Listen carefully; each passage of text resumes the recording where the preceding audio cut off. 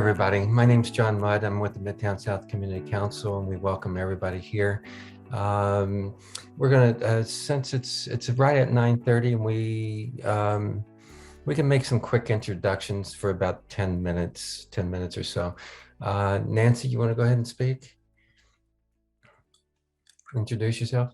Yes, hi, I'm Nancy Pascal. I work with Midtown South, and I chair the Health Committee. And Dan, you want to go ahead next? Hi, my name is Dan Pitchinson. Happy New Year, everyone. I'm Executive Director of Ryan Chelsea Clinton Community Health Center. We're a federally qualified health center and Hell's Kitchen. Great. And David, hi, David Ward.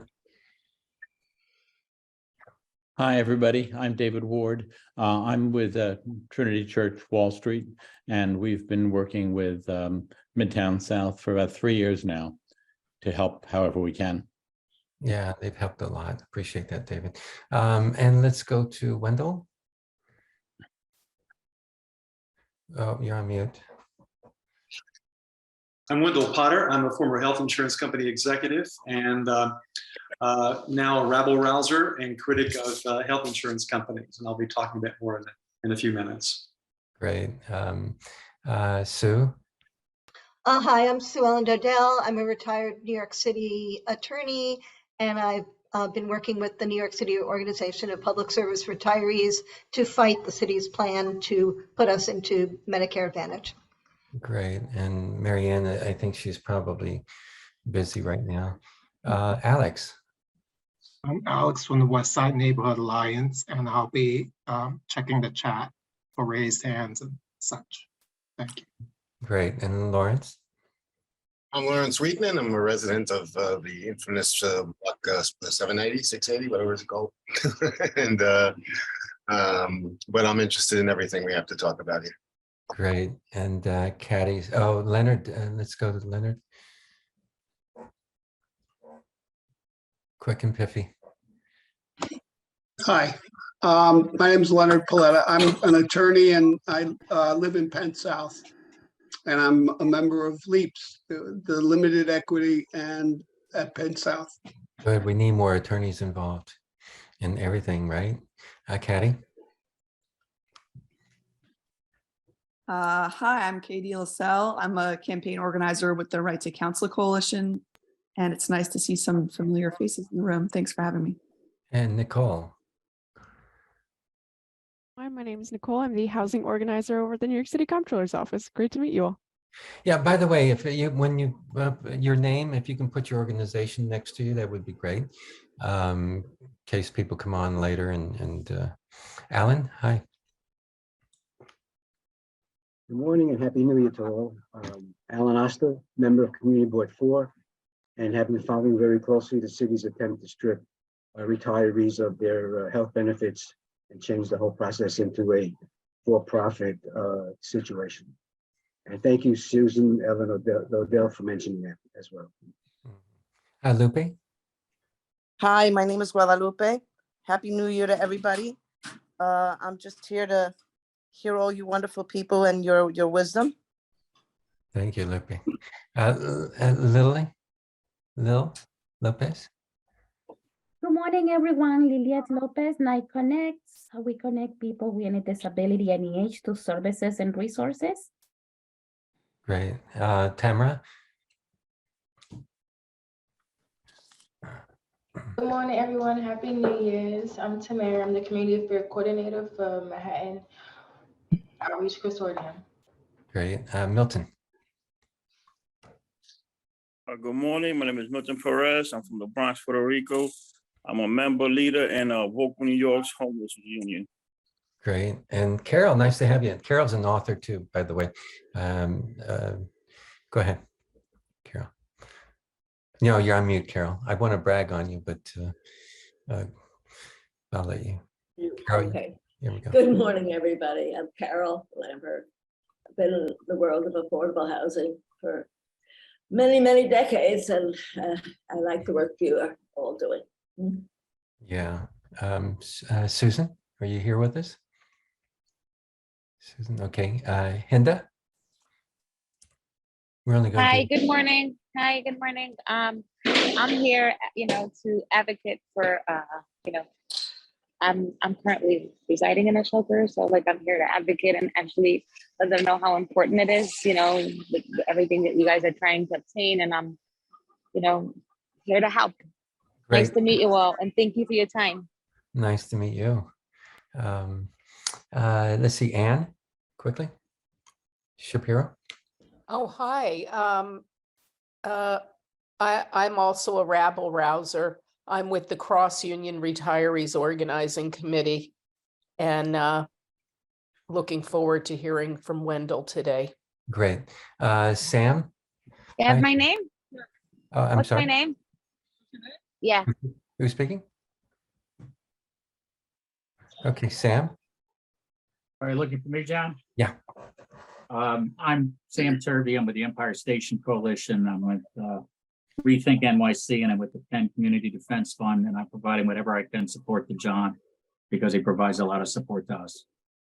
Great. Thanks, Sam, for being here. Tom. Okay. Marnie. Oh, hi. Hi, everyone. Marnie Halasa, just Chelsea activist. Thanks. Great. Let's see. We have, we're only going to do this for a few more minutes. Make sure you put your names and your organizations as well. We have Lisette here. How you doing, John, and everybody? Happy New Year. Good. And so glad to hear from Wendell. We're looking forward to hear more information and get ready for the fight. Great. Lisette's a great organizer. Colette? Okay. Slyla? Did I say your name right? Okay. Sia, is it Sia? Is that right? Hi, I'm Sia Hegde. I'm from the Bronx Defenders, she, her pronouns. I work in eviction defense, mostly in housing policy. So happy to be here and listen in. Happy New Year, everyone. Oh, great. Great. Super. Okay, let's get on with the meeting. I always like for people to know who we're talking to. I think it's nice. So if we can fit a few people in, if it doesn't, it's always good. As far as, let me just kind of make a little bit of an introduction to about what we're going to be doing going forward. We as a council have been working on the health and homeless and housing issue. And so it's a lot to take in. The health issue is huge. No question, and it's part of what's going on too. It either destabilizes or stabilizes us, depending on the healthcare. And more people are being more destabilized, of course. So it's a big issue, but it's taking up quite a bit of our homeless and housing meeting. So we've been meeting. We've developed a committee. We've been working on this committee, and we're going to start to grow it, and we're going to start to have a separate meeting, and then we'll recap and we'll bring all that information into our homeless and housing meeting.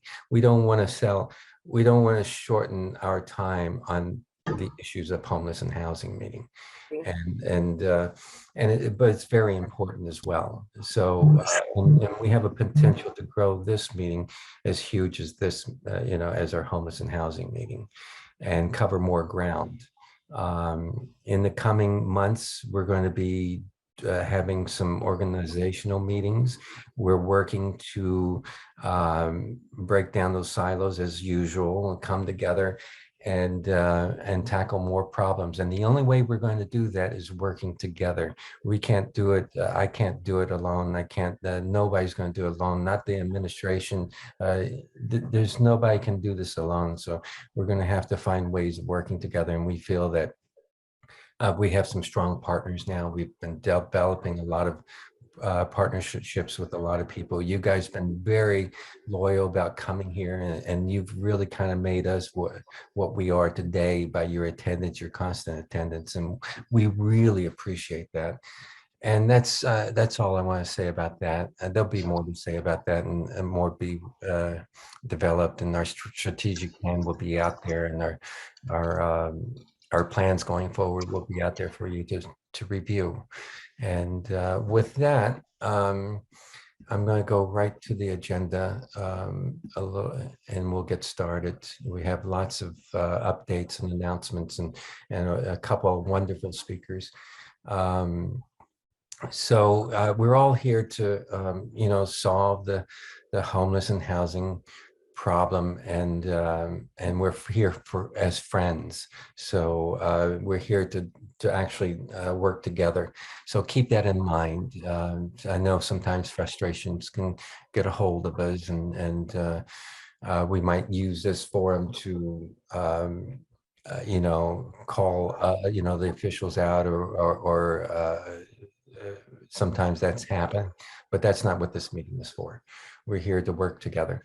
So we have a few special, the progress report, we'll leave that alone. We'll go into our special introductions, and then we'll do a recap of our meeting, of our health committee meeting that we just had a meeting earlier, our policy meeting. We'll recap that, and then we'll go into our special introductions and updates, and then we'll get right to the speakers. Let's start with a recap of our earlier meeting. We had Daniel here, we had Wendell with us this morning, and Mariana, Sue, and Nancy.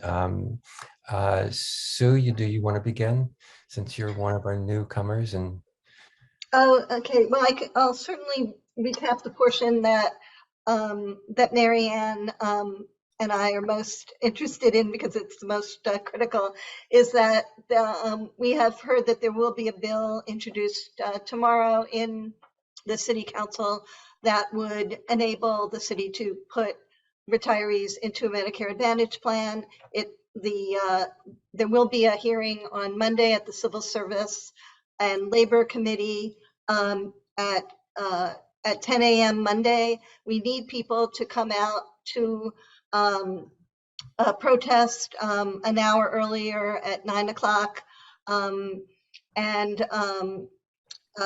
We need all of you to contact your council members and tell them that they should not change the current law, because the current law protects retirees and employees' health care. The mayor is, threatening council members with loss of funds, and saying that they'll run people against them. We've got to counter that by saying that we live, here in New York, and we support city employees and retirees in keeping their current Medicare and current health insurance. okay, and you'll have, you want to put those dates into the chat, and Okay. times and location. Mhm. And Mariana, are you still offline? Did you want to add to that? Okay. I think she's offline. She's offline. Okay, yeah, if you can give the specific locations, and of course, however quickly you can get that to us, I'll certainly send out an email to everybody. Sent out a notice. Nancy, did you want to add to that? Yes. Well, I wanted to say, Sue, how can people connect with you since we're on Facebook? Could you just give an email or a phone number? Yes, you can connect with me personally at sudodell@gmail.com. But you can also go to our website, nycretirees.org, which is a public website. And we also have a public facing Facebook page too. Great. And Wendell, did you want to add to that? I don't think so. I think sounds like a good recap so far. Yeah. Okay, great. Yeah, so you have Sue you can connect with, you have her Facebook, and we need to be out there to support her. I think I think Sarah, you can be out there, right, with them? Okay. Yes, I wanted to add that we're going to be out there tomorrow from 11 on, letting the city council folks know that they need to vote no on this administrative code. And we'll be out there on the 9th testifying, and we'll be out there on the 19th if this vote really occurs. Okay. When you say out there, where exactly? City Hall on Broadway between, I think it's between Park and Church. It's right near, it's where we always are, right near the guards, the gate where the guard is. Okay, great. And if you'll put your information in there, that'd be great. And Yes. you saw the flyer I put out there for you, right? Yes, thank you very much. Okay, good. Okay, let's go back to the agenda. Nicole, you're from the Comptroller's office. I'm going to drop this menu and I'm going to put you on speaker view. Nicole, are you with us? Yeah, absolutely. Hi, everyone. Thank you so much for having me here and hope everyone had a great new year. Again, my name is Nicole. I am the housing organizer at the New York City Comptroller's office. Just in case there's anyone who's unfamiliar, New York City Comptroller's office is basically the city's chief accountability officer, a fiscal watchdog, and also an office that makes sure the city is providing New Yorkers with essential services in an efficient and equitable way.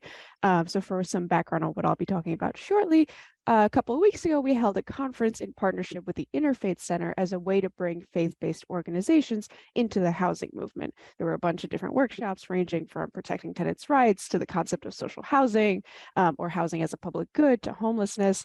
And overall, we wanted a way for faith-based groups to have a space to talk about how we can all collectively be a part of that housing movement and build a city in which housing is a human right. So the Housing Justice for All Coalition, known as HJ4A, has been leading a lot of that fight for a more equitable housing system across the state, and they're really gearing up for this upcoming legislative session at the state. So to that end, we've been helping them push 5 main policy proposals that touch on different aspects of the housing crisis. And I'll just really quickly give a summary of those 5, although I suspect many of you are already very familiar with them. But the first one is passing a bill called Good Cause Eviction. We've been seeing a lot of crazy rent hikes of 30% or more, hikes that are really just not sustainable for the everyday New Yorker. And Good Cause Eviction grants every tenant in the state protections against those types of unjust evictions and unreasonable rent increases. The second is passing HAVP, or the Housing Access Voucher Program. HAVP creates a statewide rental subsidy program for low-income New Yorkers who are homeless, facing eviction, or at risk of losing their housing because of domestic violence or hazardous living conditions. And then the third is TOPA, known as the Tenant Opportunity to Purchase Act. We often see when a building gets sold, it gets sold to a large private equity real estate company that sometimes kicks out all the former tenants in order to make room for higher paying ones, exactly the kind of practices that fuel gentrification and displacement in our communities. So TOPA provides tenants the option to buy their building and would also provide financing support if the landlord does decide to sell the building. The fourth is reforming the Rent Guidelines Board. Last year, we saw a historic high rent increases that we haven't seen in about a decade, and Housing Justice for All wants to restructure how we assess what a fair rent increase even is in the first place for our rent stabilized tenants across the city. And finally, the fifth one is we just need a bold new vision for housing overall. So Housing Justice for All is proposing the creation of something called the Social Housing Development Authority, a statewide agency with the power to build and preserve high quality affordable housing across the state, because we can't just build any old luxury housing. We need to build what people need most, which is deeply affordable housing. And if we can't rely on the market to do that, we have to be able to do it ourselves. So those are the 5 bills: Good Cause Eviction, the Housing Access Voucher Program, Tenant Opportunity to Purchase Act, reforming the Rent Guidelines Board, and the creation of that Social Housing Development Authority. So our main call to action today is that if you represent a faith-based community and think we need to strengthen tenant protections and build that genuinely affordable housing, we do have a sign-on letter that I'll drop into the chat in just a moment. But if you don't represent a faith-based community and are just interested in getting involved in their advocacy around any of those bills, I'll post their website as well. But just wanted to stress that, again, everyone is part of this fight for the housing crisis in New York City. And like John said at the top, this is something everyone needs to organize around together, and really appreciate your time and attention. Thank you. Thanks. That was a very nice recap. And our next month's meeting is going to be around affordability and that sort of thing. And we'd love to have you back here and with us more often. By the way, we shared Luke was available to us quite a bit and was very helpful to our council meetings. And we'd love to have that relationship back with this new administration. So great. I'd love to be here. Yeah, great. Any questions for Nicole? Charisma, I see your hand. Yes, I would like to know what do they mean when they say build deeply affordable housing? Oh, Like Yeah. what does that entitle? I Yeah, don't understand that. that's a phenomenal question, because I think part of the problem is that whenever the city tends to say we're going to build affordable housing, the natural question is affordable for whom? And we know there's a lot of problems with the way the city, the counties even calculate what AMI is. But when we think about what's deeply affordable, we think about how like 30% of New York City tenants are severely rent burdened, and that crisis is especially acute amongst our lowest income New Yorkers. So that's really like the population that we're trying to look at. Who are the lowest income New Yorkers, where especially if you look at the most recent vacancy report, the smallest number of housing units available are also in those most affordable ranges below a certain percentage of AMI, or rather below a certain percentage of the rent per month. So it's a fair question when we think about. Okay, when y'all say y'all gonna build affordable housing, where are y'all planning on putting these affordable housings that y'all building when the spaces have already been taken up by housing they already put up? Yeah, there's a lot of ways to answer that question. One is the Tenant Opportunity to Purchase Act would allow tenants to buy their own building so that they have collective control over their own housing, as opposed to needing to build new housing.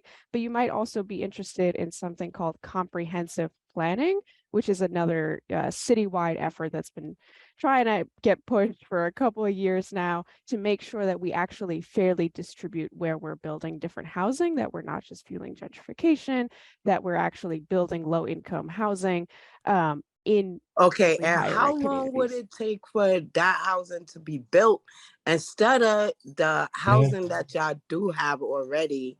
Yeah. Just changing it over to be affordable for everyone.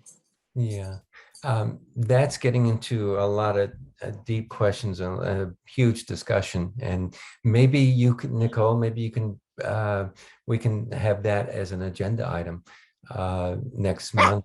Sure. That's something to prepare for. Does that make sense? Yeah, that sounds great. Okay. Can I ask a quick question? Yes, Tito. I might have missed. You work for the city? You guys actually NYC Comptroller. Yeah, I work for the New York City Comptroller. You That's sounded right. like an advocate. You say TOPA. You say Well, yeah, it's funny because I mean, I'm the housing organizer in the New York City Comptroller's office, and that's a position that's never existed before. And the whole point is to bring that advocacy and organizing spirit to the very wonky. That's great. Thank you. Yeah. See you in Albany. Another thing, can I ask another question? Calm down. I would like to ask a question. Hold on. We have to move on really quickly. Tito, go ahead with your question. Yeah, Nicole, I'm really okay. I think y'all wasting time with that because can I I've been finish? waiting for housing for a long time. Hold and on. been saying the same thing. Charisma. This is introductions. We've got a whole agenda set, and this is a good discussion. It really is. But we need to get some other people in here, and we need to move on with the agenda. My name is Tito Delgado. I'm with This Land Is Ours Community Land Trust. I'm really happy to know that the Borough President's office has a housing unit. Please consider putting into these bills Community Land Trust as one of the solutions for social housing. Otherwise, we're just going to keep on getting speculation. Yeah, community land trusts is a great topic, Nicole. All right, thanks. We're gonna move on with the agenda. I know that she just opened up a lot of questions, and we can get to that the next meeting. But to continue on with our agenda, we have Daniel. You have any updates for us? Just that in the Hell's Kitchen neighborhood, we're seeing, because of the number of concentration of tourist hotels, we're seeing a large number of asylum seekers who are being placed on the side of Midtown. They are, as asylum seekers, have access to Medicaid, but no other social services. we're seeing very young people who've walked 4,000, 5,000 miles, kids who need vaccines, trying to get into schools.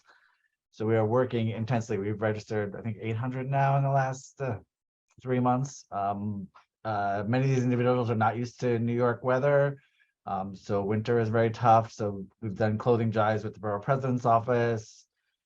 It's been a big strain on an already strained system. That's really all I have to report. Okay, thank you. As Alex, you had an update. Yeah, the End Warehousing Coalition is happy to tell you that our bill, Intro 195, now has the support of 26 council members, including Speaker Adrian Adams. So 26, I think, is roughly half or exactly half. You can tell me in the chat for those of you who know. And in the interest of time, I'm just going to put links into the chat so that my friend Katy has more time to present. Okay. And the intro tells just real quickly, intro. It's an anti-warehousing measure. If the planet aligned correctly, it should make landlords' lives miserable. Not just miserable, but really miserable. Okay, great.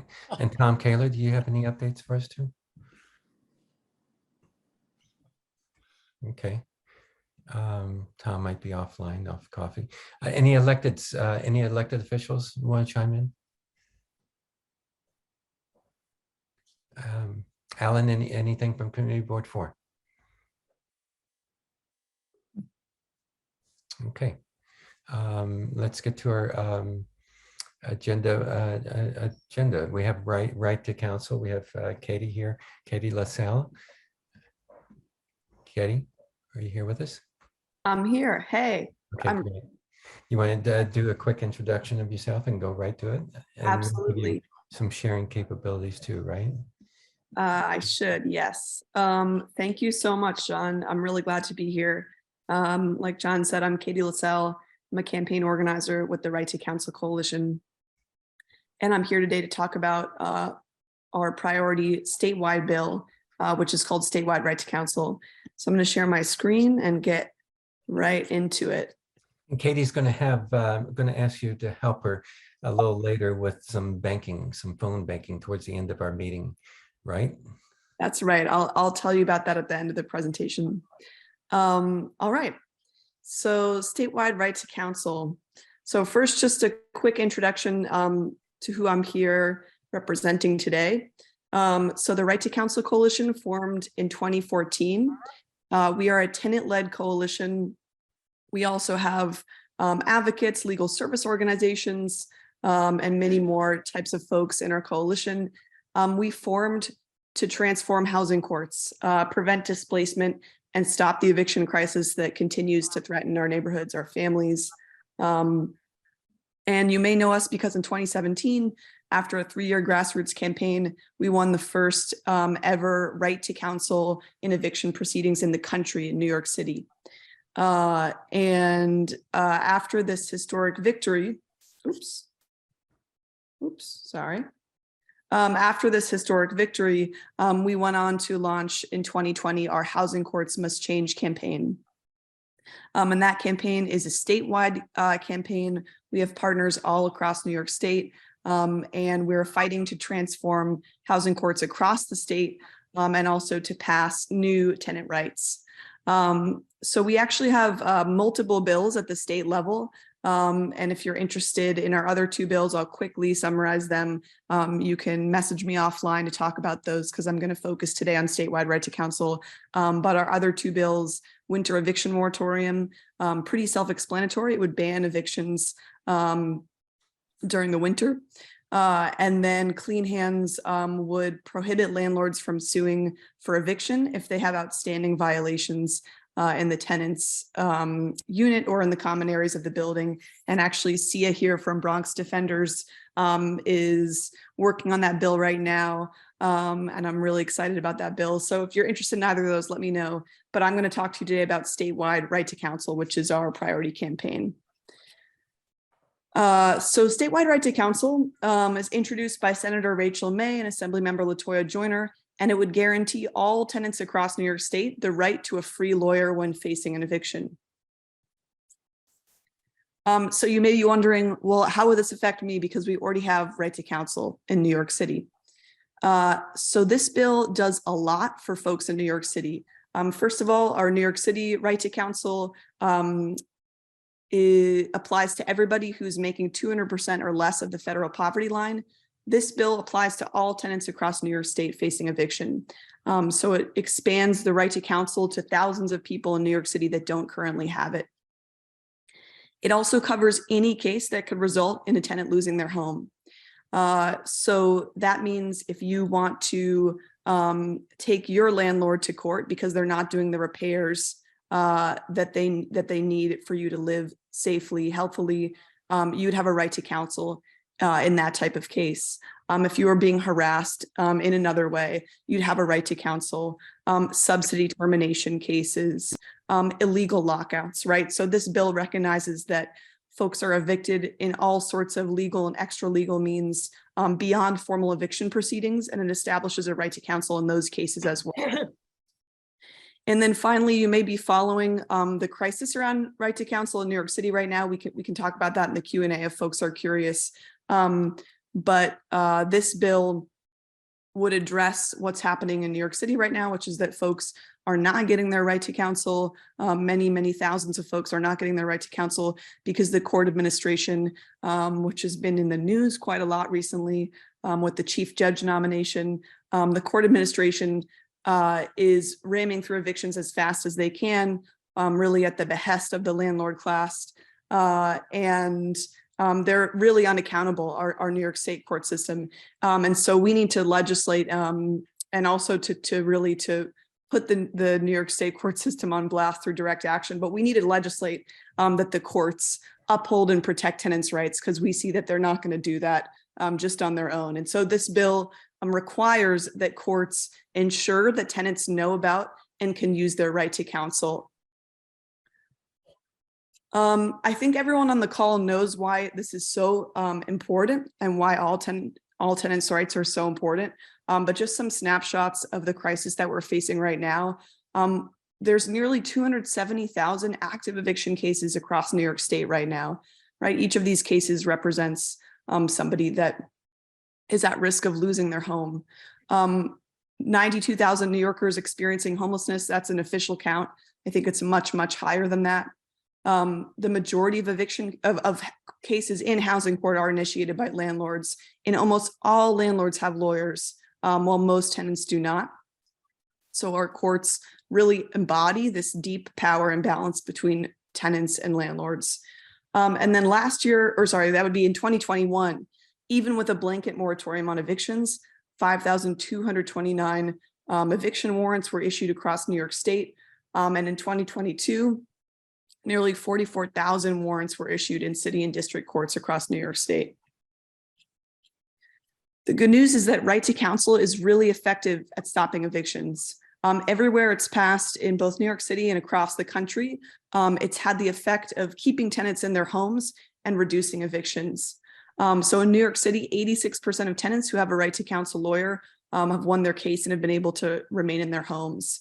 Evictions have dropped around the city by nearly 40%, and eviction filings have dropped. So landlords are suing tenants less because they know when tenants have an attorney, the landlords are not going to be able to pull the same stuff that they always pull, skirting the law, manipulating the court for their own purposes. And so eviction filings drop when they know that tenants have a right to counsel.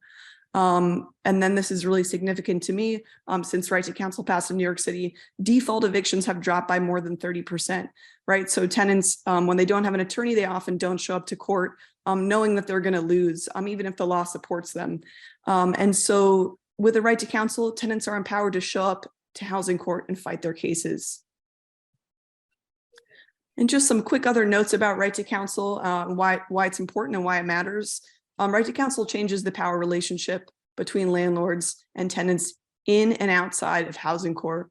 So like I just said, tenants are more likely to show up and fight for their rights, fight for their homes in court. But also tenants are more likely to organize and fight in their buildings when they know they have protection if the landlord retaliates. So right to counsel protects all tenants' rights, and it emboldens more tenants to fight for their homes. Right to counsel is also, as we all know, a racial justice issue.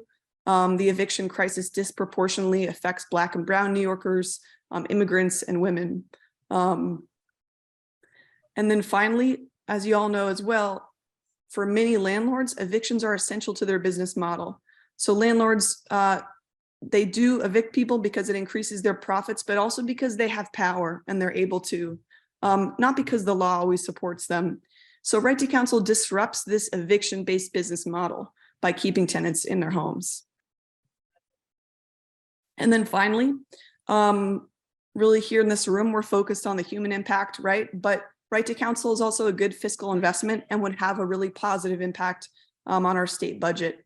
You might hear, you know, as we get into the session, hand wringing about the cost of right to counsel. But in fact, right to counsel would actually pay for itself many times over in the long run, because it is so expensive, as well as obviously being so violent, to create more homeless people, right?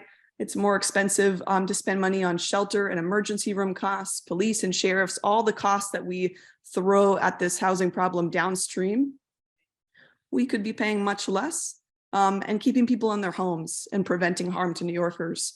We actually had a study come out last year that for every dollar invested in right to counsel, New York State will save $3 to $6 in the long term. So finally, we are not only fighting to pass statewide right to counsel, the bill, we're also fighting to fund it in this year's state budget. So we are asking the state for $172 million in the fiscal year 2024 budget. And if that sounds like a lot, you can remember that Governor Hochul gave $600 million to Buffalo Bills Stadium, and that we spend billions of dollars on shelters every year here in New York City, right? So this is really a drop in the bucket, and eviction prevention is one of the most important things that we can spend money on as a state. We're asking for this money to guarantee legal representation for tenants facing eviction across New York State, here in New York City, and all across the state. We are asking for this money to expand infrastructure outside of New York City to empower more tenant-initiated cases. So many folks in New York City don't know that around the state, tenants really have no infrastructure, and sometimes they really have sort of no ability to sue their landlords. A lot of upstate courts just exist to facilitate evictions.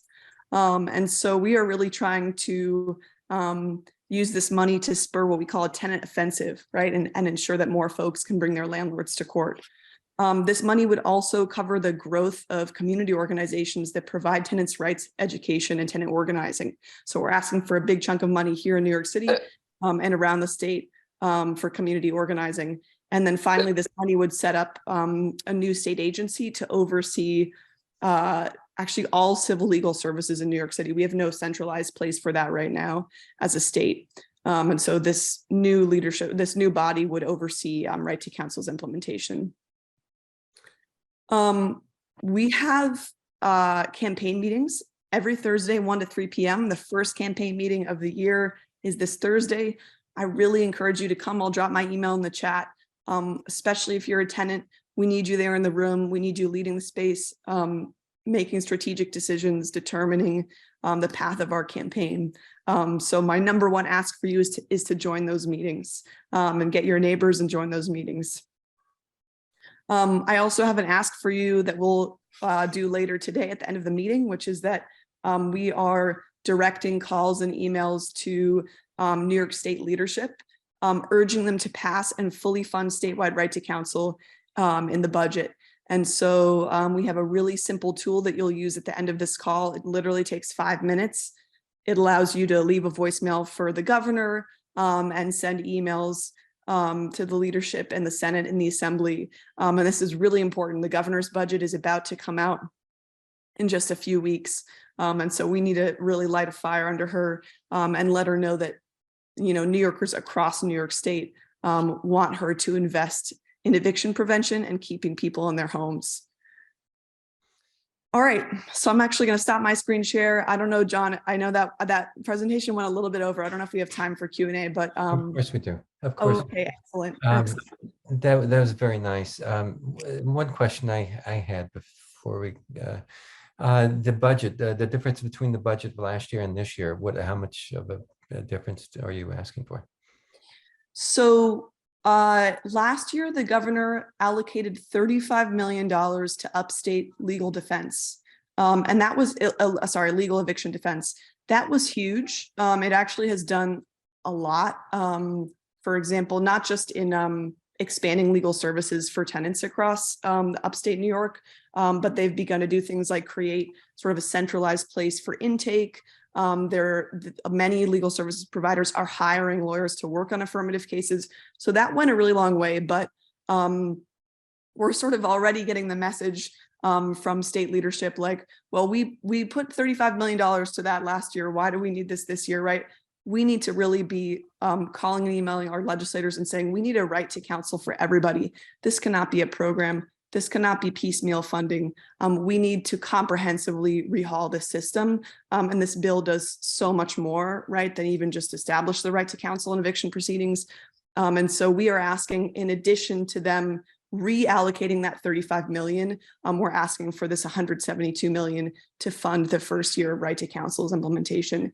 And again, it might sound like a lot of money, but in the state budget, it's really a drop in the bucket for this incredibly, to me, one of the most important issues that we can fund and resource. I don't think it sounds like a lot. Okay, good. You're always shortchanging. Believe Yeah. me, I'm with you, and I'm just wondering how feasible, how much are we going to actually get out of them?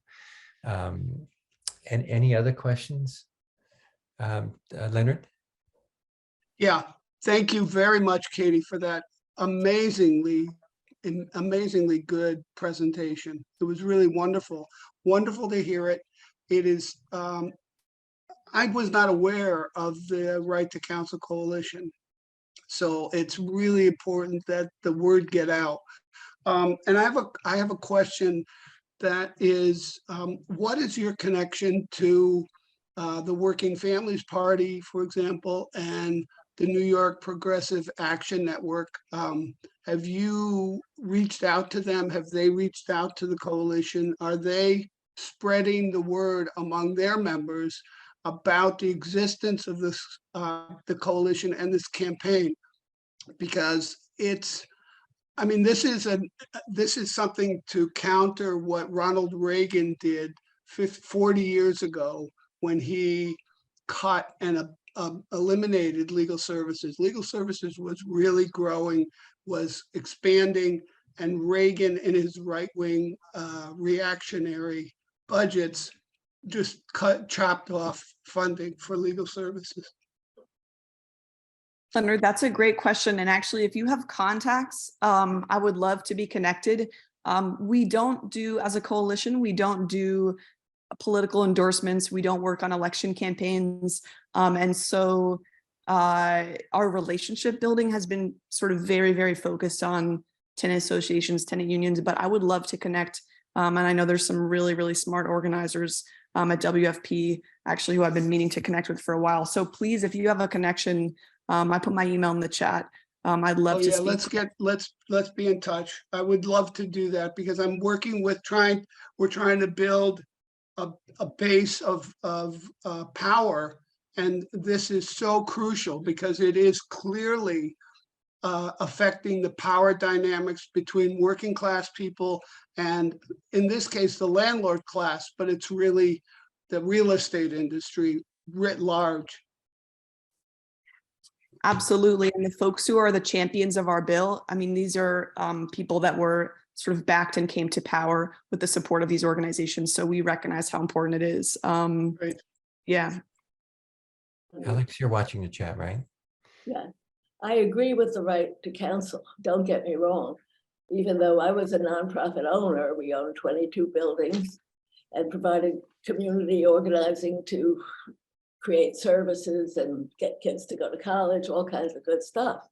But we had to evict people sometimes. There was a drug dealer who was threatening all of the other tenants, and people who didn't pay their rent, we couldn't have heat and hot water. Luckily, it was very few, but it was the most painful, difficult thing. And you know, all landlords, even some of the private for-profit, they're not all evil. And I think what you're doing is good. They have the right to counsel, but there has to be some working together to keep housing in good shape and for the rights of the tenants who don't threaten the other tenants. Yeah, that's a good point. The smaller landlords, nonprofit landlords, Even big ones, sorry. need to be brought into the fold a little bit. Katy, Katy, is that, do you find that a problem? You find that clear enough? Yeah, we actually have a number of CDCs and nonprofit landlords who have endorsed this legislation and are fighting on the campaign. And really, I think most folks, even we have some Republican legislators that get just from the standpoint of equity in the courts, you know, like it does not make sense to send somebody into court who is facing something as devastating as an eviction without legal representation.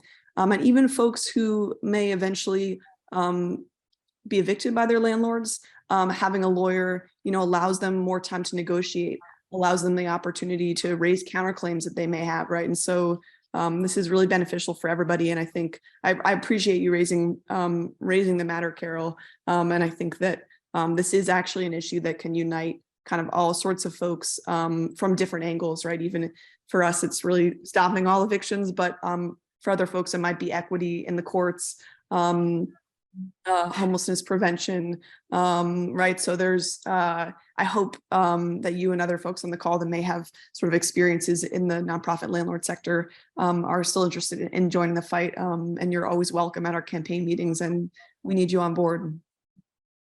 We got time for another question? Sure. Who's speaking? Milton? Milton Perez, Folkville, New York. I was actually at a rally in City Hall when they announced that Right to Counsel passed, and I thought, oh wow, this is that easy? But I did not learn. No, things are not that easy. So how has it, Right to Counsel? How has it been in the city as far as funding support? Because I heard, you know, things weren't as good as they may be now. So how are things doing with Right to Counsel in the actual city? Milton, hey, nice to see you. Morning. That's the $1 million question, literally. So we do have a crisis right now in New York City, like I said, which is that these cases piled up during the pandemic and the eviction moratorium, and then the court administration, which I think, as folks know, really is really biased against tenants, has just been ramming through evictions and cases as fast as possible. And so we have a local campaign here in New York City called Defend Right to Counsel that is fighting to ensure that the courts slow down cases, which they absolutely could. It's within their power. The chief judge could issue an administrative order tomorrow saying we need to slow down these cases and ensure that everybody has a right to counsel. And so that campaign is fighting really at the city and state level for that. Another issue in New York City, which would be less of an issue if the courts just slow down the cases, is that Right to Counsel in New York City is not fully funded. And so this is why we're fighting for money at the state level that's going to go specifically to New York City. We just don't have enough funding to cover affirmative cases. We don't have enough funding to cover really robust, zealous representation where all the defenses can be raised for all the tenants who are facing eviction in New York City either. And so not only does the statewide bill sort of expand what Right to Counsel means in New York City, but the funding is also going to really enable a robust implementation of Right to Counsel. But in the immediate, I think the most important thing, and that, you know, like I said, the local campaign is calling for, is just to slow down the cases so that we can ensure Right to Counsel. And this, to me, is really, it's really wild to think about that the court administration just can skirt tenants' rights that have been passed into law. We've seen them doing this with ERAP in various ways, and we need to really call them out and make sure that 2023 is the year of holding the court system accountable. Because like you guys have all seen around the country, the court system is being used to dismantle all sorts of rights, not just tenants' rights. And this institution needs to really be held accountable. Great. What do we call? Katy? Thank you. Thank you so much for your presentation. We have another agenda we have to get to. I hate to cut anybody. I know we could go on forever with this sort of issue. If you have any questions for Katy, just put them in the chat box. By the way, Charisma, I really hate to cut anybody off on these issues, but that was an introduction earlier, and I know we have a lot to talk about, and maybe we can bring those issues up for a next meeting. But we could extend this meeting for hours if we don't stay on track here with the agenda. So I appreciate your involvement, and I appreciate your questions. So please put them in the chat. Any other questions, and connect with Katy. She's reachable, right, Katy?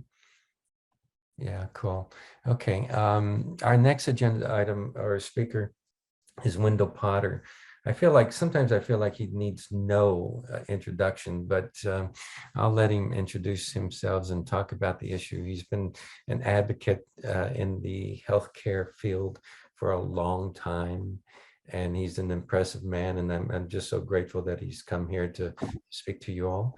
And I'm so grateful that we're connected with him, and that we're building this health committee stronger, and we're looking to take action and build a better healthcare system. Wendell, with that, I'll turn it all over to you. Thanks so much, John.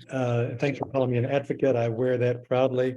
Haven't always been an advocate, so I'm very, very honored to be a part of this meeting and applaud you for all the work that you're doing. You are really, in so many ways, as to say where I come from in Tennessee, doing the Lord's work.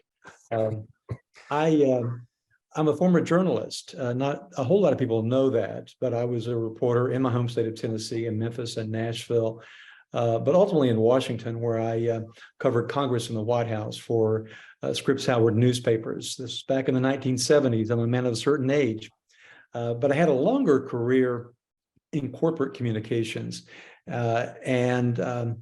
I ultimately led the communications departments at two big insurance companies, Humana and Cigna, where I rose up through the ranks to become vice president of corporate communications.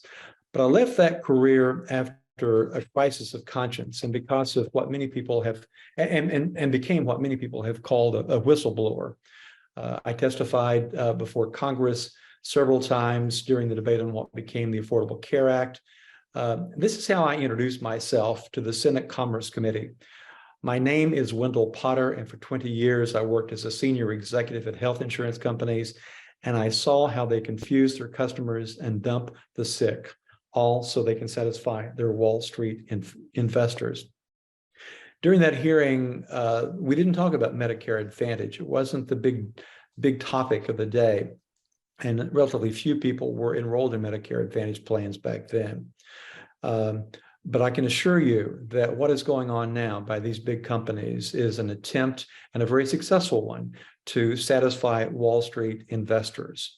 I probably would not have had that crisis of conscience had I not been a journalist and a journalism major in college and a newspaper reporter for several years.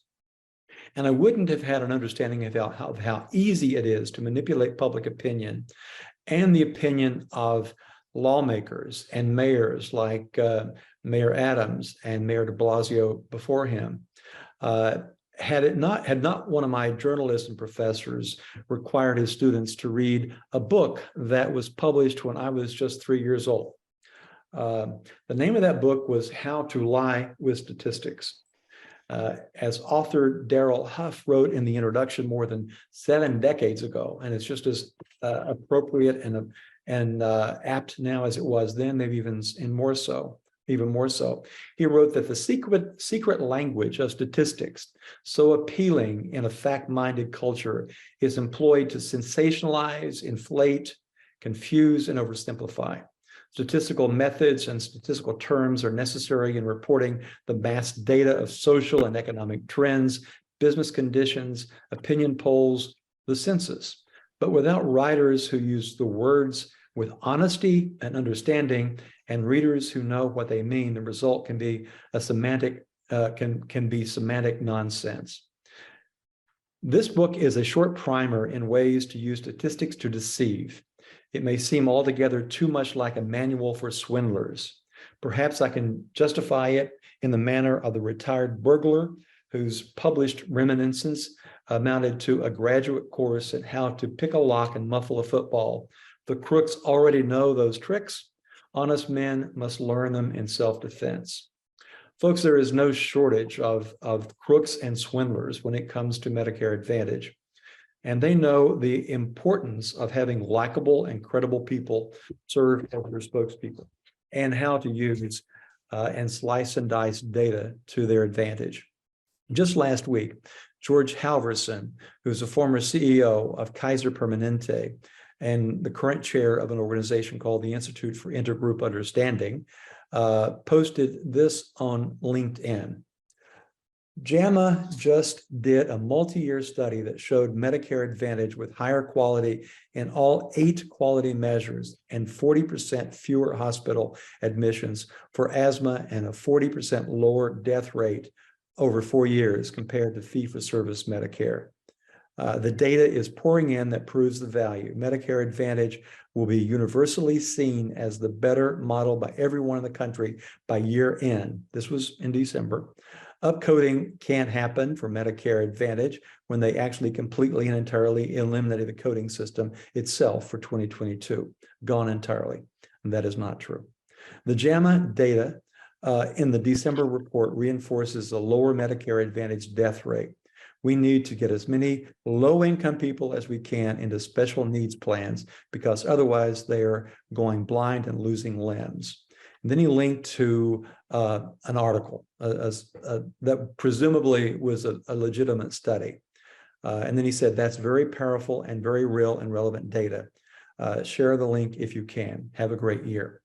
There's so much wrong with that. And especially coming from someone who is as prestigious and regarded in health care and health policy as George Halverson. It's just a real travesty, but it just shows you how people can be co-opted. Now, if every company operated Medicare Advantage plans like Kaiser Permanente, where he worked for a long time, we wouldn't have as much of an issue, but that is not the case. Last year, more than 80% of all the people who enrolled in Medicare Advantage plans enrolled in one of 3 or 4 for-profit health insurance companies' health plans. These companies have become these plans have become insurance companies' cash cows, as I've written quite a bit about. And by the way, I write a lot on a Substack newsletter that I invite you to subscribe to. It's free. You can donate if you'd like. It's wendelpotter.substack.com. And you'll see some of the things that I've written about over the years. Now that study that George Halverson cited, that he said JAMA did, first of all, JAMA didn't do it. JAMA is a publication that publishes the work of researchers, and it wasn't JAMA either. It was an affiliated publication called JAMA Open, Networks Open. And if you look at the study, you'll notice that those 8 measures he mentioned were measures chosen by the researchers. And guess who those researchers were? Every single one of them worked for United Health. United Health Group is the largest private insurer in the country and the largest operator of Medicare Advantage plans. If you look at the conflict of interest disclosures, you'll see that Dr. Cohen, the lead author, reported being a full-time employee and owning stock in United Health Group during the conduct of the study. Another doctor who was there reported being a full-time employee and owning stock in United Health Group during the conduct of the study. Another researcher reported being a full-time employee and owning stock in United Health Group. So you see what I'm saying? These companies, this should not have even been permitted to be published. But not only was it published by a prestigious publication, but you've got someone who is credible, like George Halverson, out there trying to make people think it is research that people should embrace and not question. And that is the problem. That is the root of the problem that we have with Medicare Advantage. Insurance companies are masters, and I can assure you they're masters of propaganda. I was a part of that game for a long time until I didn't have the stomach to do it anymore. The fact is Medicare Advantage is neither Medicare nor is it an advantage for most people who join these plans. You can't in the fall go a day without seeing commercials on TV, opening the mail if you're Medicare eligible, seeing ads all over the place for Medicare Advantage plans. This goes back to 2003 during the Bush administration, the George W. Bush administration, when Republicans controlled both houses of Congress. They passed a bill called the Medicare Modernization Act. And that created what is referred to, or what is legally Part C in Medicare. But it is a private program operated by private insurance companies. It is not Medicare. Medicare is involved only by shipping money to these big insurance companies to manage the membership or the enrollment in their plans. It is absolutely not traditional Medicare. And people are unaware of that. The advertising specifically obscures important information. You do not hear that they're operated exactly like private insurance plans and all of the features that are most problematic to most people. One is prior authorization. In traditional Medicare, the government-run program that's been around since 1965, there is scant prior authorization. In other words, doctors still are able to treat their patients without having an insurance company planted between them and their patients. In Medicare Advantage, that's exactly what is happening. Insurance companies are right smack dab between a doctor and his or her patients. And they call the shots. They can overrule, and often do overrule, a decision or a request by a doctor. And as a consequence, many people who are enrolled in these plans simply do not get the care that they need. And most people who are in these plans don't realize that they have the option of appealing a denial.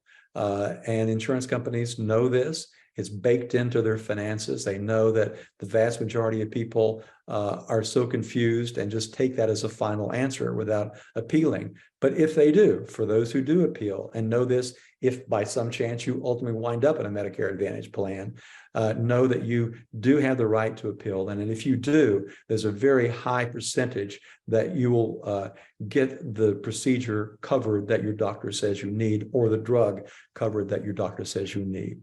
The other thing that's important to understand about Medicare Advantage, one of the other shortcomings that you never see mentioned in the commercials, is that they have a very limited, in many cases, a very limited network of doctors and providers, of hospitals and outpatient clinics. And in many cases, the network is so limited that people just simply are not getting good quality care. My mother was an example. She was enrolled in a Medicare Advantage plan.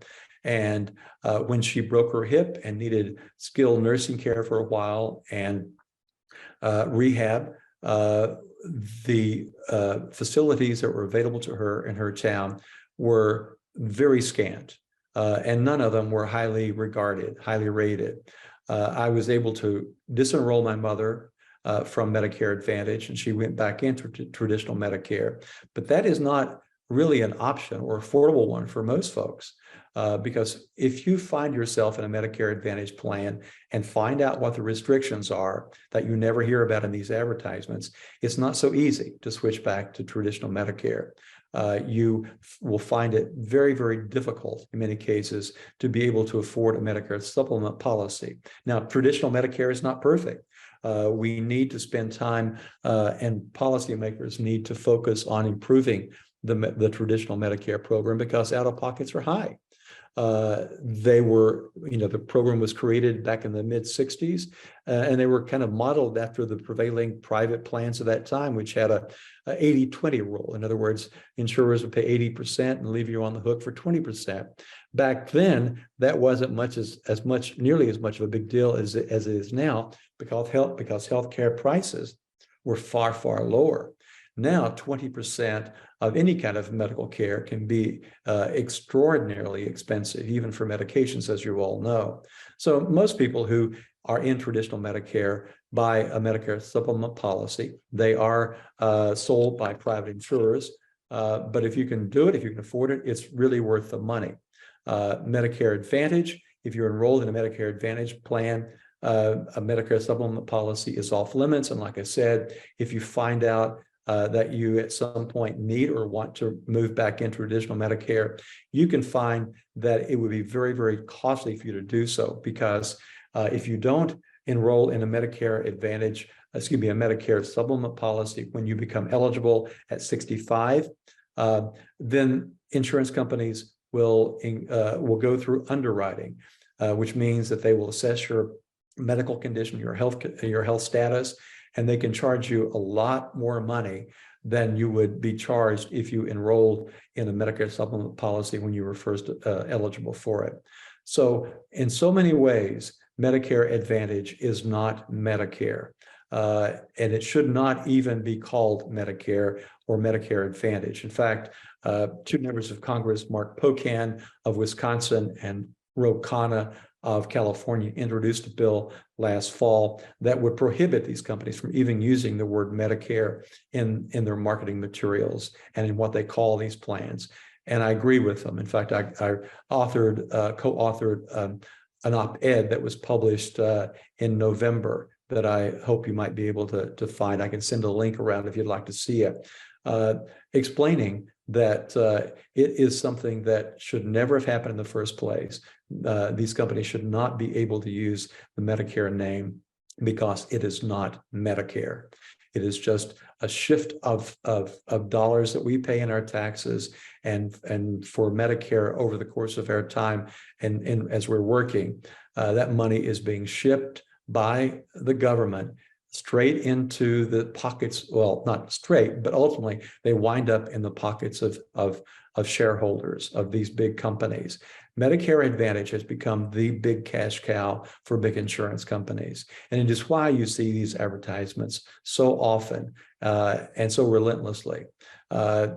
United Healthcare, which I mentioned earlier, the biggest health insurance company, which, by the way, as you know, has a marketing agreement and a partnership with AARP to sell both Medicare supplement policies and Medicare Advantage plans. Over the past 10 years, United has grown to be a massive, massive company. It is number 5, I think, on the Fortune 500 list of the biggest American companies based on revenue. The enrollment in United's health plans has been exclusively, entirely in the Medicare Advantage program. If you look at the enrollment in United's commercial plans or employer-sponsored plans, individual plans for people under 65, you'll see that they actually, at the end of last year, insured about 400,000 fewer people in those plans than they did in 2012. All of the growth, every single one of their new enrollees was in a government program, and it's primarily Medicare Advantage. So that's what's going on, guys. These companies have figured out how to game the system, how to game the Medicare Advantage program in ways that brings them enormous amounts of money. Not only are beneficiaries finding it difficult to get the care that they need because of the barriers that insurance companies have erected that stand in the way of them getting the care that they need, but they have figured out how to manipulate the system to get overpayments from the federal government. And that means from us, folks. It's not the figure Uncle Sam, it is our money that we're talking about here. One estimate last year by MedPAC, which advises Congress on the Medicare program, said that the federal government overpaid Medicare Advantage plans $12 billion in 2022. That's just 1 year. So that gives you an idea of how much money the government is paying inappropriately and fraudulently to Medicare Advantage plans. I'm going to end with that because I know it's been a long meeting, but I want to reserve some time for Q&A, for questions, or just a conversation. But I strongly applaud you for taking this on as an issue, and I encourage you to stay in the fight and push back, go to the council meetings, protest, raise a stink, and do whatever you can to call attention to what's going on here. As I said earlier, Mayor Adams and Mayor de Blasio before him were sold a bill of goods. Yes, the city will say that this will enable them to save $600 million a year. How can that possibly ultimately be the case when the government is overpaying these companies? It is shifting money, to be honest with you. If the city is able to save that kind of money, that would be temporary for one thing, but also it's going to be at the expense of everybody else in New York City, everybody else in New York State, everybody else in the country, because these companies are getting away with stealing enormous sums of money from the traditional Medicare program. And I hope that you will be among those at the forefront to stop this thievery and to, as time goes by, after the dust settles in New York City, I want you all to stay in the fight to clean up this program, to make sure that these companies are not using it as a cash cow and making off with so much of our money. It is, in my view, the biggest boondoggle in American history and represents the biggest transfer of wealth from regular people, working folks, to rich executives and already rich shareholders. Thanks.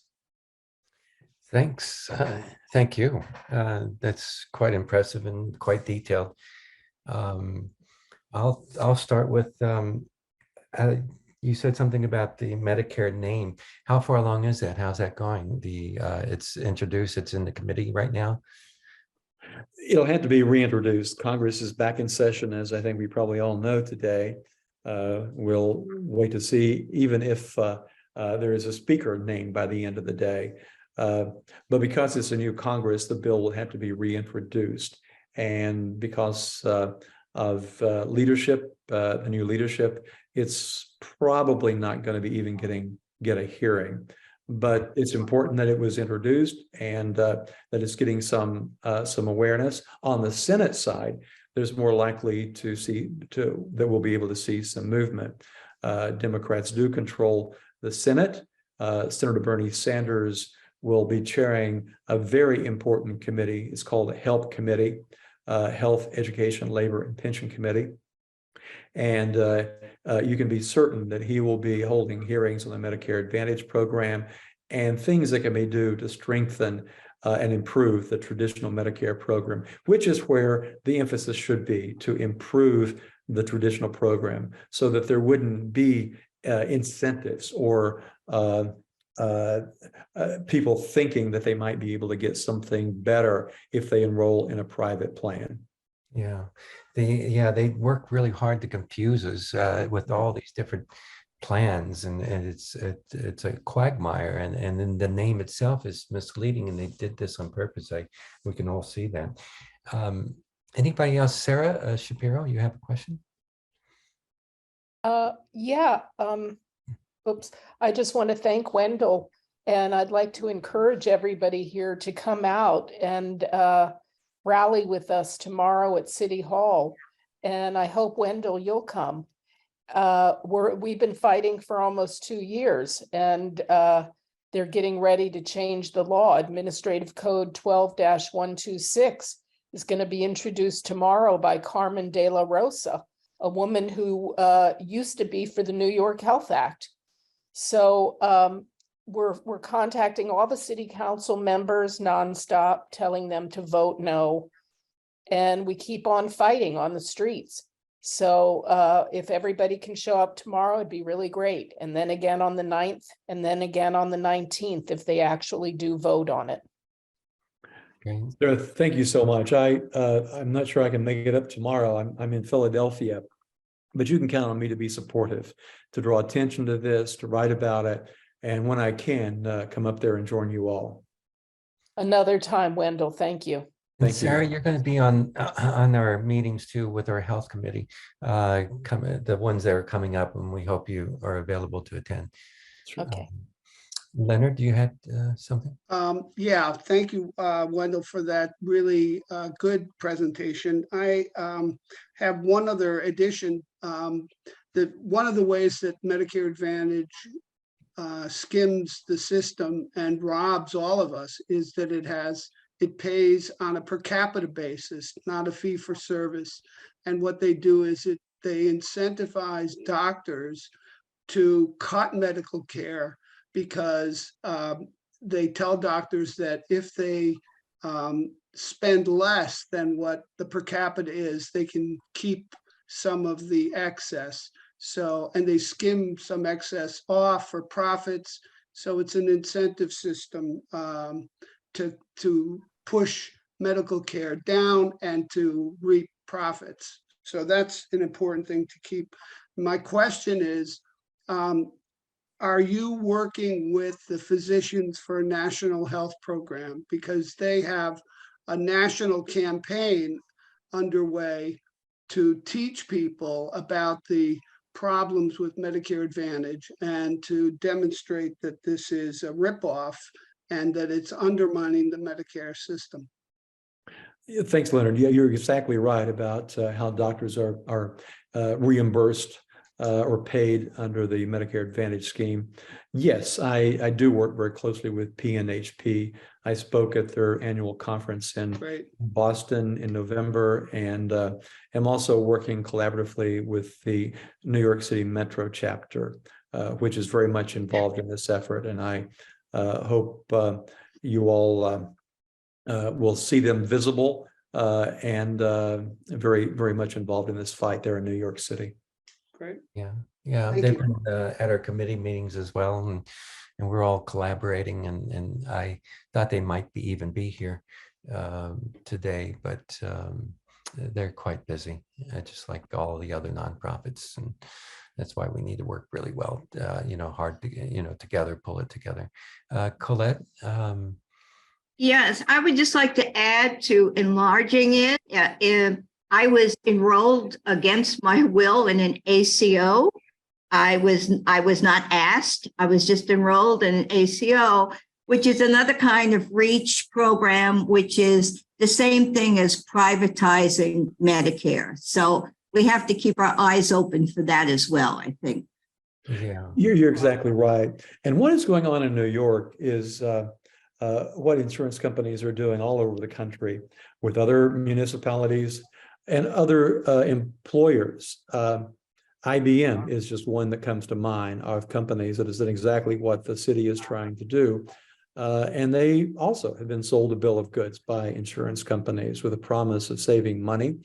And for those employers that continue to help pay or are providing some health benefits after an employee's retirement, it's a compelling siren song. The companies know how to slice and dice the data to make them think that they're going to be better off in saving money. So this is happening all across the country, which is why that what you all are doing in New York needs to morph into and become a very big national effort to expose this greed and this thievery and to push back against it. Already this year, it's possible that this year, likely this year actually, more than half of Medicare eligible beneficiaries will be enrolled in these in the Medicare Advantage plan. And they've done this over time. Regrettably, a lot of advocacy organizations weren't paying close attention. A lot of support for Medicare for all, but not nearly enough attention to what really was going on with the Medicare Advantage program. And it's going to be more and more challenging as time goes by, unless we can stop this train. This plays a very important role into our stability. This drives a lot of people into the poorhouse. Destabilizes them and destabilizes their health, and before you know it, they're out of their homes. Yeah. John, I see chat comments from Marnie and Lizette. Can they have the floor if they want? Sure, of course. Any particular? Go ahead, Marnie. Hi. Sorry, I'm doing so many things. Hold on for 1 second.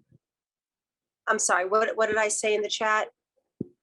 Oh, you had a question about tweets and retweets. Oh yeah. Oh, I was gonna say, what's really helpful is that you guys can do a tweet and like send it to me or put it in the chat, I'll retweet it. Thanks, Marnie. That's very important to engage in social media. I've tweeted quite a bit, written quite a bit. Someone I see put a link into the Democracy Now! Interview I did several weeks ago. It's very important. It's a good point, Marnie. Okay, of course. I have a question for Wendell, just one question. All right. Are you in touch with Bernie Sanders? I mean, in other words, Bernie has talked a lot about Medicare for all, but he has not talked much about this privatization issue. And I'm wondering if you've reached out to him and if he's been kind of cued on this so that he addresses it in a way, because he reaches tons of people. He does. You know, I saw a piece just this morning in one of the political publications out of Washington that said that he obviously he remains supportive of Medicare for all. George Halverson, by the way, is one of those who advocate Medicare Advantage for all, and that is something the industry will hope will really catch on, resist that, call that out. But I think Bernie gets it, and I think that with his chairmanship of the HELP committee, you'll see that he will have a focus on exposing the Medicare Advantage program.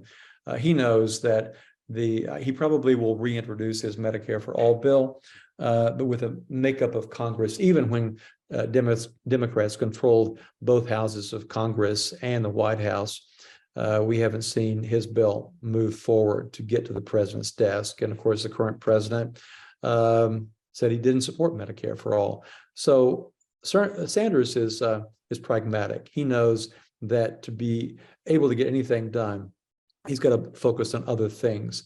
In addition to continuing to support Medicare for all, I think you will see that he will be focusing on this. I do know him, very fond of him, and am acquainted with his staff, which is still coming together for the committee. But you can be certain that I and others will be working with him and his staff to make sure that this is a part of his focus. Anybody else? I have a question to Mr. Wendell, John. Mr. Porter, I am curious in terms of what advice would you give us, the regular organizers in the streets, to counterattack the narrative of our union leaders? I'm pro-labor, but at the moment that we criticize all the moves that have been made by the top 4 leaders of the MLC in the city of New York, we are labeled as anti-labor people and chastised, and their narrative is the one that prevails. So do you have any advice for us? You know, I would say that that in a carefully worded way, you can say that unfortunately, some of the union leaders are just out of step with the needs and demands of the rank and file members. We saw something happen actually in Nevada, you may recall, during the presidential primary season. One of the big labor unions in Las Vegas came out against Medicare for all, specifically saying that members should vote accordingly and not vote for candidates that supported Medicare for all, for example. Well, despite all the effort it was a culinary union, all of that, union members disagreed with management and voted significantly in large numbers, and Bernie Sanders won Nevada. So I guess the message here is that say that the union should have the rank and file's best interest in mind, but they too are not immune to propaganda, to misinformation, and that you're working to inform and persuade union leaders about what the membership really wants and needs here. And that frankly and sadly, leadership in some cases is just out of step and not doing that, not representing the rank and file in an appropriate way. Now, that may mean not the exact language, but that's the message that I would send, that you want to work and you expect that the union leadership to pay really more attention and to listen to the opposition here, not just give it lip service and not just fall for the propaganda as two mayoral administrations have, but to really listen to the rank and file. Thank you so much. Wendell, many people say, you know, and I think this is where people are stuck. The union is saying, you know, we can't afford it. This is the best we can do for all our members, retirees, as well as current members, and that they're really doing the best that they can and that they don't have the money.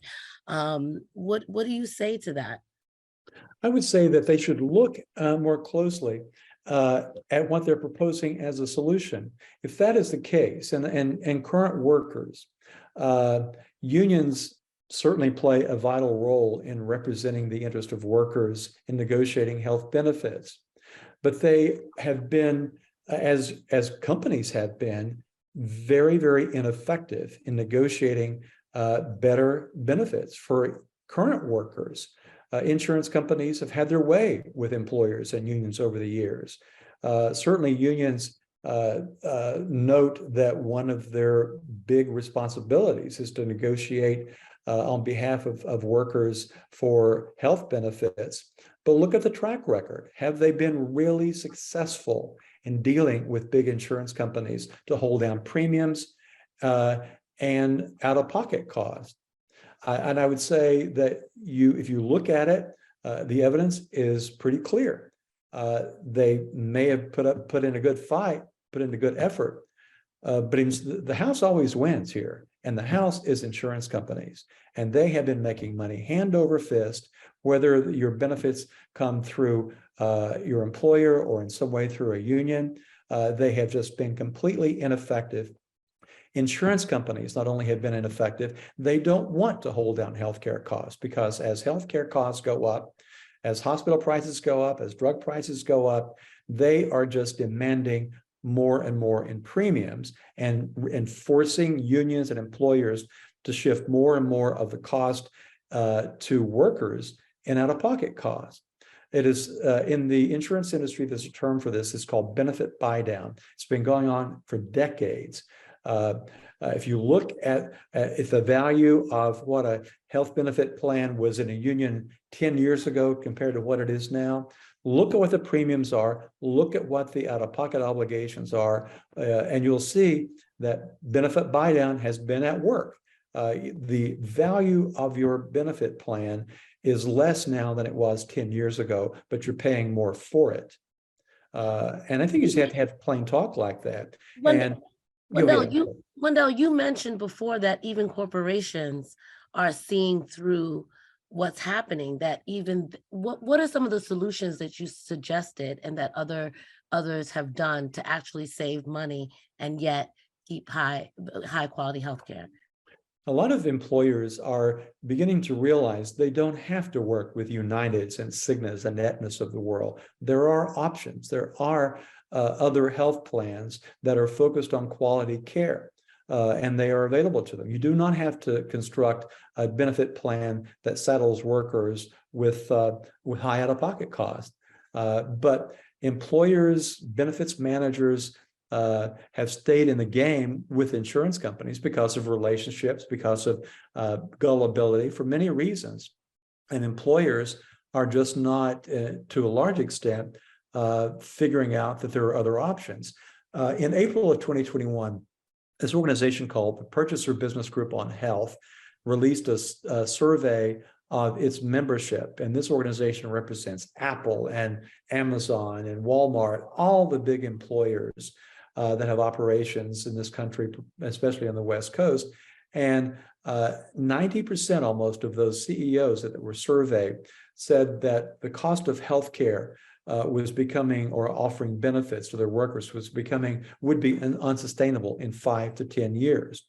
And that is happening. Increasingly, employers are getting out of the game. Just 10 years or so ago, about 69% of employers offered benefits to their workers. Now it's around 50% or below. So employers, small ones and mid-sized ones, are just getting out of the game unless they are legally required to to offer benefits. So you're seeing an erosion of benefits in the workplace. And one other thing I'm trying to do is work with employers to see the light. I lead an organization, a nonprofit called Business Leaders for Healthcare Transformation. And part of the work of that organization is to get employers not to be gullible and to look at this in a different way. Great, great. Okay, so it's running a little late here. We got a couple other items we have to get to. That was brilliant, Wendell, really brilliant. Thanks so much. I Thank know you, everybody's John. got more questions.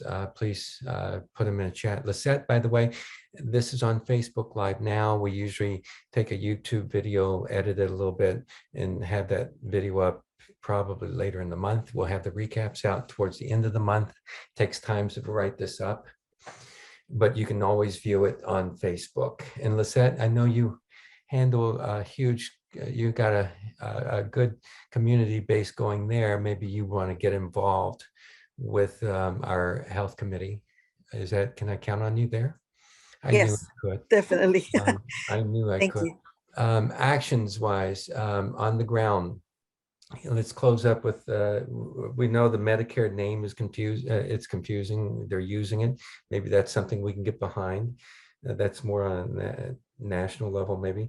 On the ground, we can certainly join the rallies. We've got some asks for the rallies. Anything you can add, Wendell, on the ground actions? Join our health committee. As we open it up to the public, we hope that you'll attend. But Wendell, anything else on the ground? I think you've hit on the main things. Make noise. On a previous call with Mary Ann, who leads the Organization of Public Service and Retirees, she said that she's has been referred to as the biggest pain in the ass ever. Be a pain in the ass, and make sure that your voices are heard, and do it in multiple ways. Show up, write letters to the editor, write letters, write emails to members of the council and anybody else you can think of. Just make sure that you become a squeaky wheel, because the squeaky wheel ultimately gets the grease. Yeah, we'll try to put together, we're going to work on a campaign too, you know, and help give you some tools too in the future. It's going to take a little development time. We're working on a few things, so stay in touch with us. There is a couple of Wendell, thank you so much. Thanks so much. You all take care. Thanks for having me. Appreciate it. Look forward to continue to work with you. Thanks, John. Bye-bye, y'all. Bye, Nancy. Bye-bye. Two things I want to loop back around in case anybody else has any updates or anything, and I also want to get to the public comment. I know we're running late, and I apologize for that. And that's so. Sam, are you still with us? By the way, He's here, but he's not. Probably stepped away. Yeah. Sam has been working really hard to battle another corporate involvement. You know, they want to crush housing over here in Midtown. I know you've heard about this. We've talked about it. There's been plenty of forums. There's going to be more forums, and we've had rallies. I'm not sure what's up on the agenda. I was hoping Sam was still here. But anyway, yeah, Lawrence can probably fill in for him. Lawrence? Sam is amazing. I am so in love with that man. I mean, he's just such a great job in uniting so many organizations. This is primarily what we're talking about, is the Vernado campus. Right. Something's coming up, right? There's a rally. There's always something coming up. Actually, I'm not. I've been away from everything for the weekend, so I'm here now, and this is my first adult thing I'm doing all weekend. But in terms of an update, we managed to raise $100,000 to sue Governor Hochul. I still know how to pronounce her name. Hochul. I hear it so many different ways. I'm disrespectful to her, but I need to be because she's has refused to do due diligence. She continues to insist that this plan is wonderful because it'll do this. Exactly the same. The things she makes note of are the things that are not in the bill, are not in the the proposal at all. She talks about the complete renovation of Penn Station. There's not one penny in the plan that goes toward Penn Station. A brand new train line, subway line to the Bronx. That's not in there at all. It doesn't even come close to being in there. There's no mention of it. And in fact, she has doubled down on putting Yeah, up. they're not stopping. They're not going to stop. Alex, I saw your question. They'll just, what they're doing is regrouping and figuring another tactics. And I'll tell you something else just recently came to mind. Nancy and I discovered that the women's prison over on 20th Street, 500 and some block on 20, that's been closed down. They've talked about developing that in housing. They're looking to tie that into the Penn Station area development. So they're not going to let this rest. This has been a 30-year drive, okay, to develop this area and all it and to develop another Hudson Yards right here in Midtown to complete their river to river commercial district is just pure insanity when they're not and their housing when we have no housing, and it's all about wealth extraction. We don't need commercial spaces. We need housing. We need a community. And we're going to be talking about the women's prison. The Community Board 4 is actually doing a presentation, and on this, I think Wednesday, right, Nancy? Tomorrow. I don't have the link for you, but check with the community board. I plan to try and be there. I've got something to do at 6. I'm going to tune in as quickly as I can. Nancy's going to be there. But we discovered that Bernardo is behind the development. It may be a good plan, but if you have a developer behind it, like in Bernardo, I think there might be some really flaws in the plan, and something we should look into. But I'll hold my reservation till I know more about it. But anyway, we should probably move on to. Go ahead, Lawrence. You had some. That summary, but it was, I think, 24 hours after we filed the lawsuit against the governor that Bernardo put a hold on breaking ground. It's just a hold. It's not a stop. And it was only 3 hours after that this might just be a coincidence, that the head of the Department of Buildings resigned. A scandal, something related to financial impropriety. It might just be a coincidence, but all these things happen in such a short time from our filing our lawsuit. Yeah, it's hard to believe in some coincidences, but it's something we need to keep an eye on and delve into. Thanks for bringing that point up. That's good, Lawrence. So are you going to join the CB4 meeting yourself by any chance? I was looking at I try to get to all these meetings. It didn't seem like there was anything in there for me to speak to, but I'll look again. Okay, great. Public, I know we're shortchanging the public. Guadalupe, are you still with us? Still here. Guadalupe, any progress? You're still any progress with your case?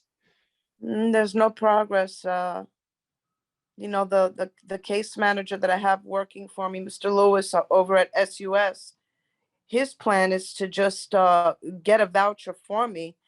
But what I would really like to do is somehow reach someone from HRA and you know, inform them that they made a mistake. The voucher should have not been taken away from me. It should have been transferred to my name.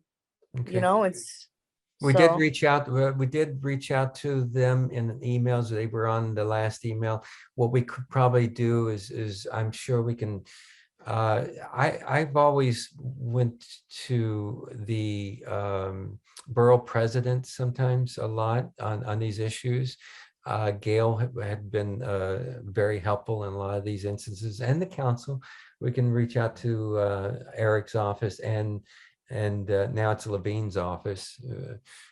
we can follow up with that. Did Lewis say when he was going to get back to you? He just No, he's, you know, he says that he's got a lot of other clients that he's working for also, you know. Mhm. Okay, and did you sign up for did you file for the ERAP as well, just for protection? No, he told me to hold off and wait Yeah. till January is over. I don't know if I'd I wait. just don't. So just to chime in here, there is an article that I posted in the chat. And basically it says the New York City's food stamp crisis worsens. And basically when you click on that article, you see that that over half New York City's food stamp applicants are forced to wait for their benefits to arrive as staff at the understaffed Human Resources Administration failed to keep pace with demand. So basically there is a huge hiring shortage at HRA, and they're only able to, so that's not just people applying new. And I was wondering if anybody else was getting more of these cases coming up, but what they're saying, and it's a very serious issue, because what this article also talks about, and it's really true, is that this is also affecting people who need to be reinstated. So people who have food stamps, depend on food stamps, are getting disconnected from it, and then unable to reapply. But this isn't about, my case is not about food stamps. It's any HRA benefits if it comes from HRA. But shouldn't they have informed me? The way that I found out that I lost my voucher was through my landlord. He sent me an email and said, you need to reach out to the city because we haven't received a check from them since June of 2022. That's how I was informed that I no longer had the voucher.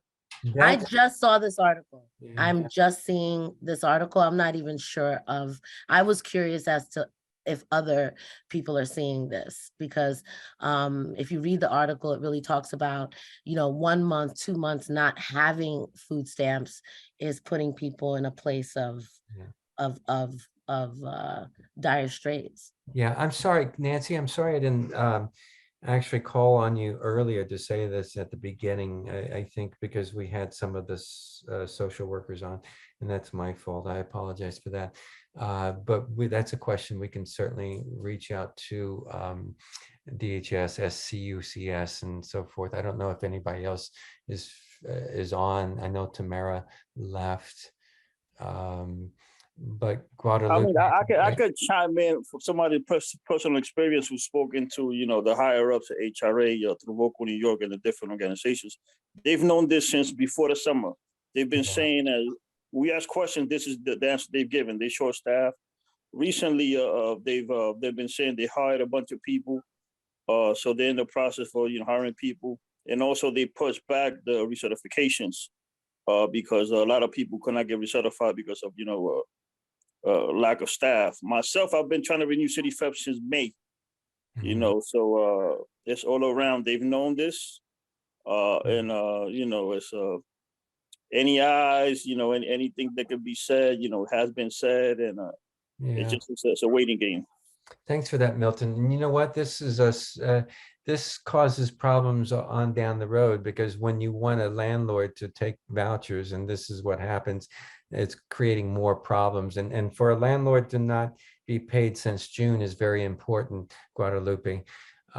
Maybe we should connect with him too, to assure him that we're looking into this, and maybe with his involvement, it would be helpful as well.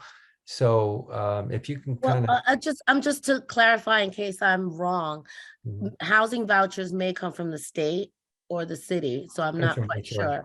It comes from HRA or HPD. Am I wrong?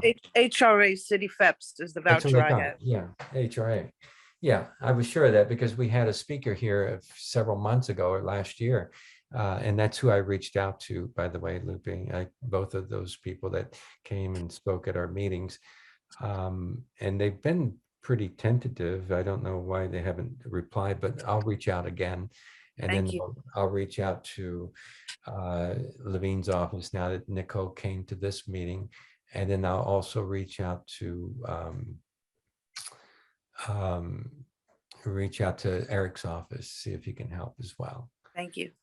Quick thing, there was an HRE city council meeting in December that I testified in, and they said, Deputy Speaker Ayala, this upcoming meeting on city FEPs that the people should look out for, but they always need people with lived experience to testify. So just look out for that. Meeting coming up yeah. City council meeting on city FEPs specifically. Okay. How do I find that? On the website, on the city council website. On the city council website? Yeah. Yes. Okay. Okay, thank you. Okay, so let's keep an eye out on that. And I usually get notices, but please feel free to alert each other, alert us, and bring this up at the next meeting as well. Do you have an idea when that date is coming around, or when they were talking about it? Is it like their monthly meeting, or? Oh, I'm not sure. It could be this month. Okay. All right, very good. Well, maybe that's a question I'll ask Eric about too. Okay, anybody else on the public side before we wrap up here? Because we're way over time now. John, I see information from Sue Ellen. Can she have the floor if she wants? Sue?